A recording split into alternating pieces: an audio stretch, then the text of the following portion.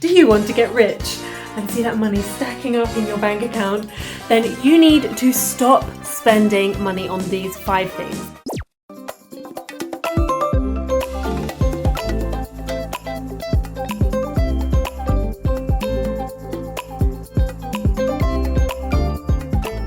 Hi everybody, welcome back to my channel. If you don't know me, I am Dr. Sarah Nicholls, and on this channel we have a money series playlist. If you're interested in content about earning more money, saving money, making money for your future self, then you're in the right place and you should check out the playlist for more content like this. Give this video a thumbs up if you enjoy this kind of content.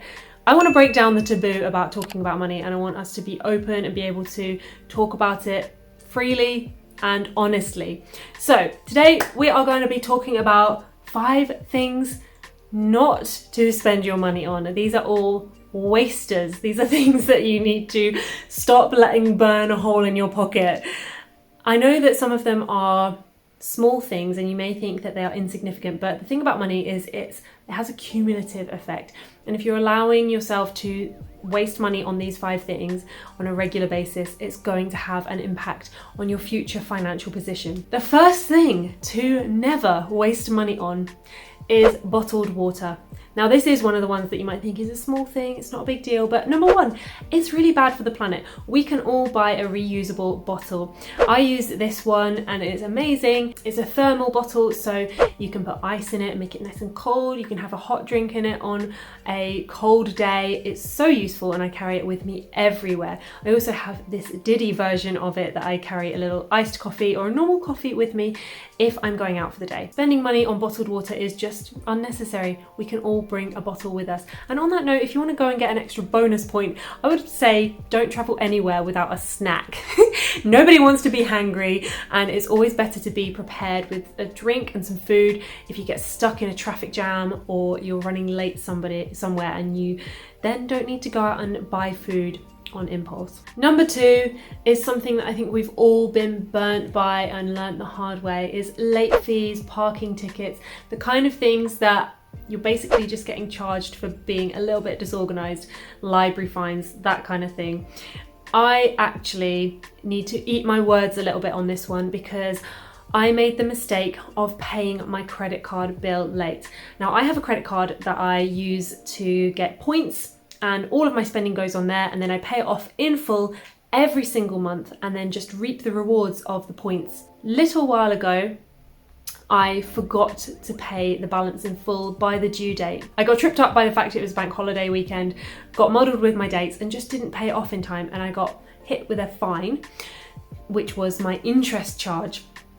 Now, I could have completely negated this either by paying it on time or being organised and setting up a direct debit so that I don't have to think about it every month, which is what I've done now.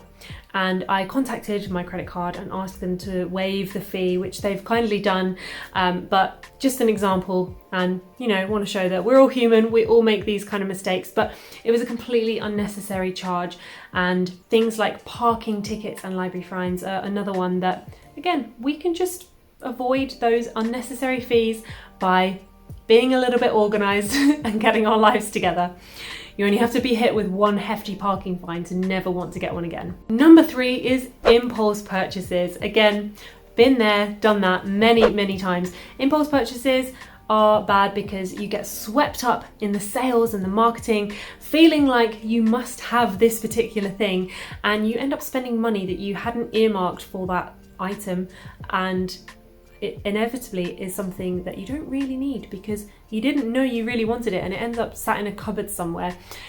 I now avoid impulse purchases by doing 2 things. Number 1 is I give myself a cooling off period, and you can choose whatever time period you want, but at least 24 hours, time to sleep on it and make a decision and think about it. I normally give myself 3 days. If I still really want that thing after 3 days, then, and I have enough budget for it, then I can purchase it. And if they put a time limit on it that's less than that amount of time that you've allowed yourself as your buffer, then it's a no. If things are so pressured and you have to make a decision now, then that's a no. That's a red flag for me, and I don't go and purchase those things. The second thing that I do is I keep a list of the things that I want to purchase, especially the big things, and if there happens to be something that comes up in a sale that is a time pressured thing and it's on my list and it means that I would save money that I will be spending later down the line anyway, then I will think more carefully about whether I want to impulse buy that thing. So for example, I know that I really want this autumn or winter to buy myself a pair of brown leather boots. And I've got in my mind's eye a really clear picture of the kind of boots I want. If they happen to come up in a sale and they looked like the kind of thing that I really want, then I would consider more strongly doing an impulse buy for those things. But I wouldn't necessarily think that it is an impulse buy because I've already thought about the fact that I want it and I'm potentially saving money. But other than that, impulse buys are out. I like to strategically think about what I want to spend my money on in advance and save for those things and purchase and have things that are have my budget earmarked for things that I actually want and need. Number 4 is kind of similar to that. It's trends. Buying things that are just around for a season, buying things that you probably aren't going to have for months and years to come, and especially buying trends that are expensive. So a lot of designers come out with crazy new trends month after month, year after year. It happens. That's what the world of fashion is, what the world of interiors is, and whatever it is that you like to spend your money on. There's always trends in every realm. If you're going to be shopping in a trend way, the best thing you can do is to spend money on second-hand items or lower price items rather than shopping high-end and buying the expensive things that you're going to end up giving away, selling, having them languishing at the back of your cupboard for months on end. And number 5, it's a biggie, smoking. Just don't spend your money on cigarettes. It's a poor choice for your body, for your health, and for your bank balance. There is just no need. They say that knowledge is power, and I agree to this to some extent, but I think that if knowledge was power, then no one would smoke, because we all know that it is so bad for you and so difficult to quit. If you're a smoker, cut down, quit, cut that habit out of your life, stop that spending. I don't know how much a packet of cigarettes are, but it's too much. Do not spend your money on something that is going to slowly age and kill you. Don't smoke. It's a waste of your money and it is a waste of your precious, healthy body. Okay, so those are the 5 things that I would say are a complete waste of your money and you should never spend your money, your hard-earned money on them. What are your things? I'd love to hear in the comments below. What do you think you should never spend money on?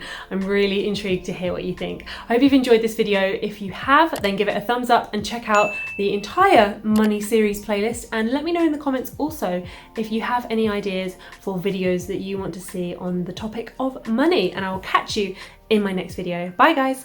My shout out this week goes to Amanda Roberts. You left me the most gorgeous comment on my last video.